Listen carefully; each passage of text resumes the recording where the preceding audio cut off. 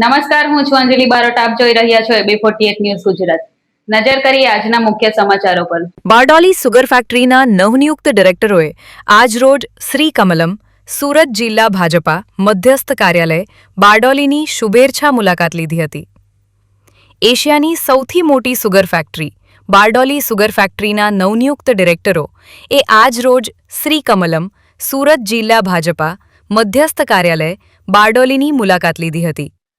સુરત જિલ્લા ભારતીય જનતા પાર્ટી સંગઠન દ્વારા ગુજરાત પ્રદેશ ભાજપા ઉપાધ્યક્ષ તથા સુરત જિલ્લા ભાજપા પ્રભારી ગૌતમ ગેડિયા, સુરત જિલ્લા ભાજપા પ્રમુખ ભરત રાઠોડ, મહામંત્રીઓ જગદીશ પારેખ, રોહિત પટેલ, અંકુર દેસાઈ તેમજ શુભેચ્છકો દ્વારા શુભેચ્છાઓ પાઠવવામાં આવી હતી.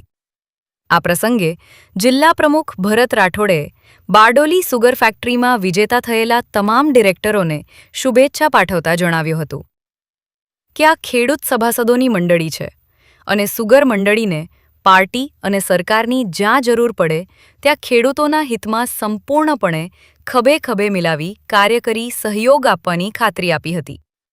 અને વધુમાં સહકાર સંસ્થાનો વહીવટ અને પ્રવૃત્તિ સહકારિતાથી જ ચાલશે, એમાં રાજકારણની કોઈ દાખલગીરી થશે નહીં.